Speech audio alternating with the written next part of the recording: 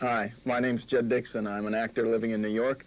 I recently moved out here from San Francisco, where I was a commercial and stage actor, and have come here primarily to get into the world of makeup videos. Ready? Ready when you are, CB. First thing we're going to show you on this poor fellow is simple, basic makeup for camera. Now, camera, we mean motion picture camera, television camera, not stage so much. We want something a little more subtle, a little more realistic. Now, there's really no great trick to taking this man and making him look like himself. So, what we're primarily interested in doing is evening off the skin tone, taking away blemishes, getting rid of a dark beard shadow that might photograph a little too dark on camera. So all we're doing now is really putting on a layer of thin foundation or base. The terms are interchangeable. And we're keeping it nice and thin. Always think of the makeup as being as thin as you can get it. If you have a thick, heavy, mask-like layer of paint on your actor's face, the camera will pick it up, and it will not be any good. It'll just read like a lot of paint. And the sponge that we're using is the polyfoam sponge. Helps to keep the makeup nice and thin. And if we put on a little too much by accident, it's simple enough to take a little tissue paper and remove the excess. Now, the color I'm using on him, just for the sake of information, is natural tan in a cream. But don't let that dictate to you what color to use. The safest thing you can do for a natural-looking makeup is to match your actor's skin tone as close as possible. Now, also, you can mix any color you need. The principle of mixing colors in makeup is the same as if you would be taking a painting class or mixing paint or pigments. You just mix your colors to get the shade that you want. Any actor's skin tone can be reproduced if you just mix a few of the right colors. Try also not to make the person too orange. You may have seen that in the theater a lot, especially non-professional theater. There are still some teachers that cling to the old traditions. Now, I want you to look upward toward the ceiling while I'm talking. There we go. See, when you have your actor look up at the ceiling, then the sponge won't go in his eye.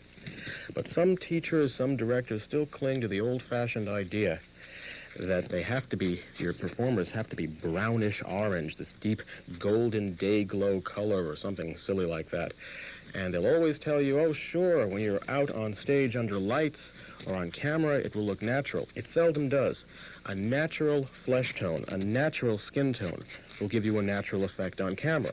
You can make somebody a shade darker or a shade healthier, but you don't have to go for the orange shades. They're to be avoided at all costs.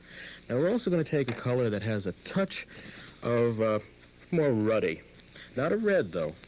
And we're just going to use that a little bit in and around his face here and there, just to add a little bit of warmth over certain of the bones of his face, the cheekbone, the frontal bone, the forehead, maybe the nose and chin a little bit, because nobody's face is only one color all over. It just doesn't happen in nature.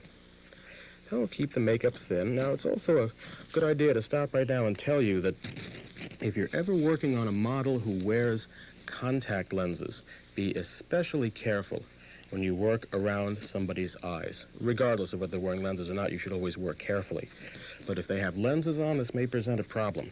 And you never, never go in with a heavy hand around someone's face or eyes or anything. You can cause damage, and that's not what we're here for. Now, we have a skin tone on him, and time has come to finish him off. Well, figuratively speaking, we're going to put a little powder on him. Now, there's a right way and a wrong way to powder.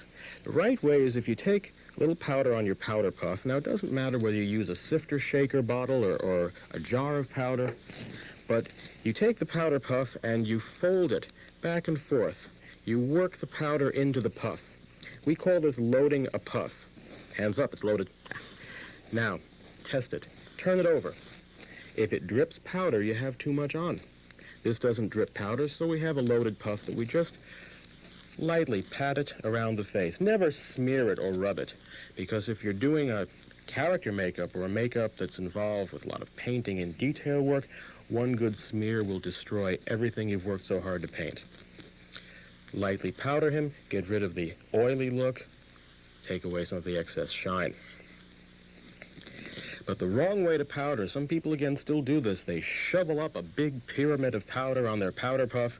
They rear back or they wind up like a baseball pitcher and they assault the poor guy's face. They slap him silly, usually screaming makeup or something like that. You've all seen the old TV shows, but you don't need to do that. Now, if you notice, if you load the puff correctly and you just press it in and pat it down, we have just about no residue left on our actor's face to brush off.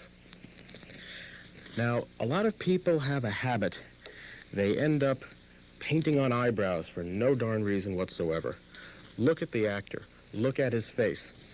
If you can see that he has eyebrows there, just take an eyebrow brush or an old toothbrush and brush out the powder grit. If there's any that's gotten in there, they may be making his brows too light, and you may find his brows are quite fine without any excess penciling. Should you want to do a little penciling, don't reach for the darkest color immediately. Some people do that. They end up going for a dark brown or a dark black color. Look at your actor's face. Look at your actor's hair color. Select a light color, something that goes with his hair, something that isn't a dark, dark color. We have a light brown. Just going to scratch it in there a little bit. Few little hair strokes. But never do this. Never just start here and go. It's like you're doing Groucho Marx, and that's really inappropriate. That will look very painted, very phony, and very artificial. Sketch it up. Sketch it on hair by hair, as if you're really putting on hairs. And keep them in the actor's eyebrow, on the hairs, not up, not down, not all the way out here, just where the hair grows. If your actor has a scar or is missing some hairs, then for corrective reasons you'll have to put a little darker penciling in just on that area. But other than that, less is definitely more. Don't overdo it. If anything, underdo it a little bit. And for all intents and purposes now, we can put him on camera and we have a basic makeup for television or for motion pictures that will look fine on screen.